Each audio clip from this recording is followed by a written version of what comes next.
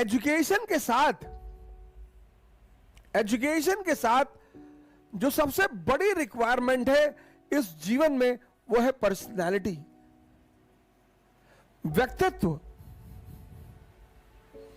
सिर्फ शिक्षा के बल पर आप कुछ नहीं कर पाओगे। सिर्फ शिक्षा के बल पर आप नौकर हो सकते हो,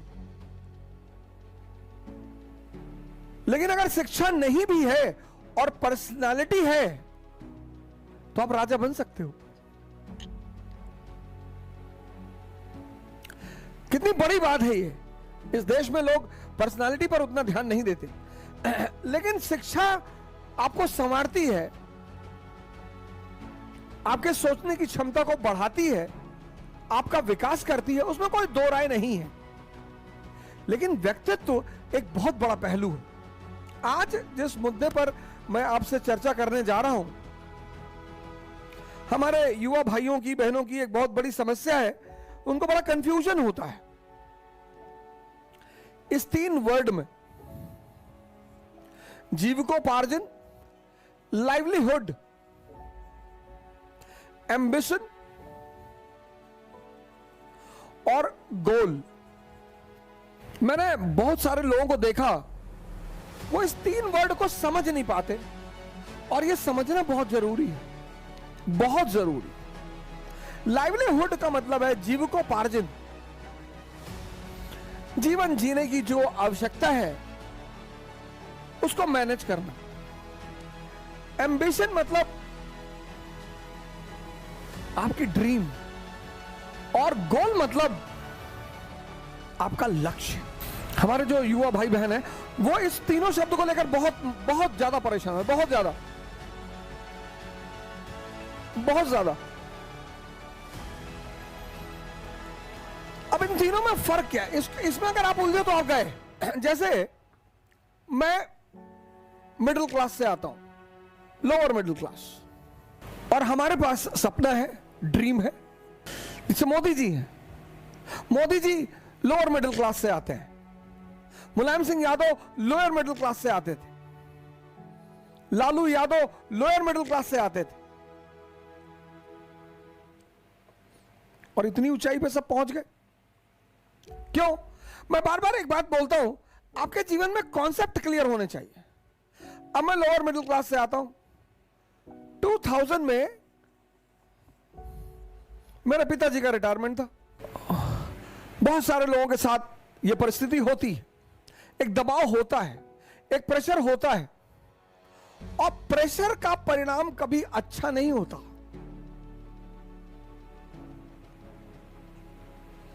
प्रेशर का जो दुर्भाग्य है, प्रेशर ये बहुत खराब चीज है। प्रेशर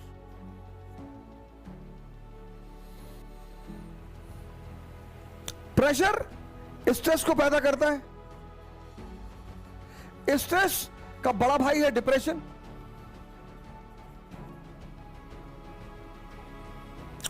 और डिप्रेशन अगर क्रॉस कर जाए अपनी लिमिट तो इंसैनिटी, पागलपन।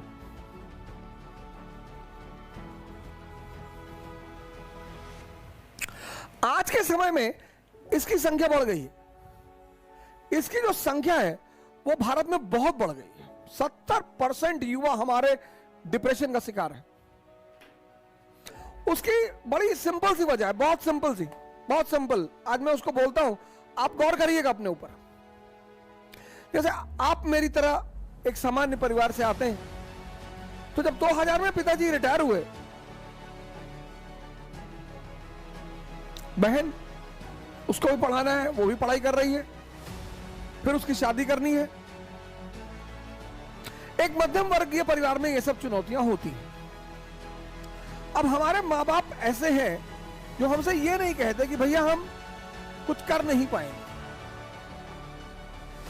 इसलिए जितने भी मध्यम वर्ग परिवार के लोग हैं, अगर उनके सपने बड़े हैं, गौर से सुनिएगा, जितने भी मध्यम वर्ग परिवार के लोग हैं, अगर उनके सपने बड़े हैं, आपके जीवन में ऐसे बहुत सपने आप देखते होंगे सोते वक्त, जिसको देखने के बाद आप हंसते बहुत होंगे। डरते तो होंगे ही होंगे, हंसते बहुत होंगे।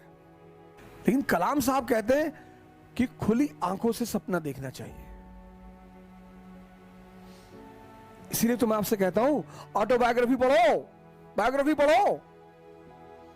अंबेडकर, गांधी, लिंकन, कलाम, मुलायम सिंह, मोदी, ये सब बड़े सामान्य घर से आते हैं और महान बने। तो अगर ये सामान्य घर से आते और महान बने तो इन्होंने कुछ ना कुछ हैंडल किया होगा। किसको हैंडल किया होगा? प्रेशर को। व्यक्तित्व तो मतलब P is equal to P। Personality मतलब जो प्रेशर को हैंडल कर ले। D is equal to D। Dream is equal to dareness. बड़ा सपना देखना हर आदमी के बस की बात नहीं होती और बड़े सपनों की पूर्ति में टाइम लगता है। बड़े सपनों की पूर्ति में टाइम लगता है। पानी जी ने हमसे कहा कि यार यार बहुत कैसी बातें कर रहे हो तुम यार, जेटकिंग का खोज का पागलपन वाली बातें कर रहे हो यार। मैंने कहा भाई ये बात नहीं। अरे बोले पढ़ो जाके, हम पैसा देंगे।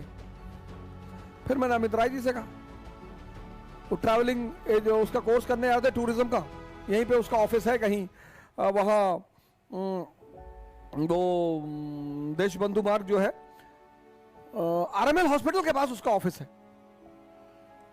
तो उस वक्त उसकी फीस करीब 10-20 हजार के आसपास थी। तो मैंने उनसे कहा, बोले दादा फीस तो हम आपको दे देंगे, लेकिन आप ये सब काम कहाँ करने जा रहे हैं, आप क्यों कर रहे हैं? ये बड़ा अजीब सा भाग्य रहा मेरे जीवन का, पहलू रहा कि मेरे मित्रों में कभी ये सब चीजों करने को, हालांकि मेरा उद्देश्य दूसरा था। मुझे नौकरी की तलाश कभी नहीं थी, पर नौकरी करनी थी क्योंकि मैं मध्यम वर्ग से आता हूं। सर आपको भरोसा शायद ना हो, लेकिन मैंने 6 महीने बारटेंडर का काम किया है, वेटर का। मैं दिल्ली में रहता था, हमारे साथ हमारे एक मित्र थे नीरज तिवारी, और मुखर्जी नगर में हमने एक हिंदी मीडियम की कोचिंग खोल दी उष्मा। अब कोचिंग का किराया, रहने का किराया, खाना, कोचिंग का एड, सब पैसा कहां से आएगा?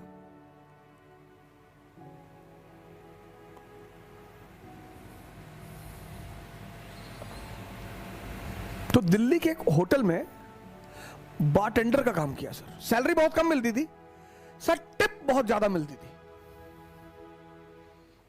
सैलरी बहुत कम मिलती थी सर। शाम को 7 बजे मैं गुड़गांव आता था और रात को 3 बजे मैं वापस घर पहुंचता था, और सुबह 8 बजे मैं क्लास ले जाता था। और सर किसी को नहीं, सर किसी को नहीं, मेरी पत्नी को मुझे हर महीने पैसे भेजना होता था। मेरी बच्ची, पहली बच्ची जो मेरी बड़ी वाली बेटी है, उसका जन्म हो चुका था, उसको पैसा भेजना होता था। यह है जीविकोपार्जन। ये छोटा नहीं होता सर। आप शर्मिंदा बिल्कुल ना हो कि लोग क्या सोचेंगे। खाने को देते हैं, लोग भाड़ में जाएं, कुछ भी सोचें, अपने सपनों को पूरा करना है।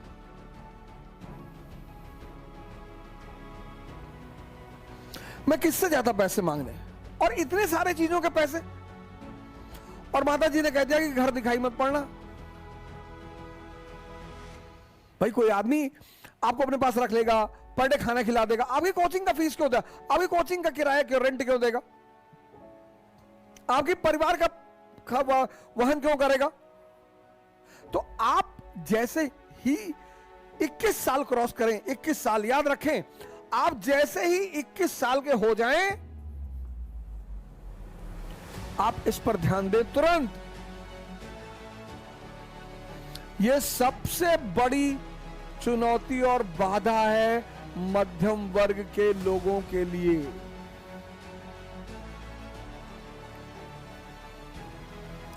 21 साल से पहले अगर परिस्थितियां ऐसी नहीं है तो आप मत सोचें। और अगर आपको लगता है कि आपके परिवार वाले अगले 5000 साल तक आपको पढ़ा सकते हैं, तब भी मत सोचें। मैं उनकी बात कर रहा हूं, मध्यम वर्ग वालों की। जीविकोपार्जन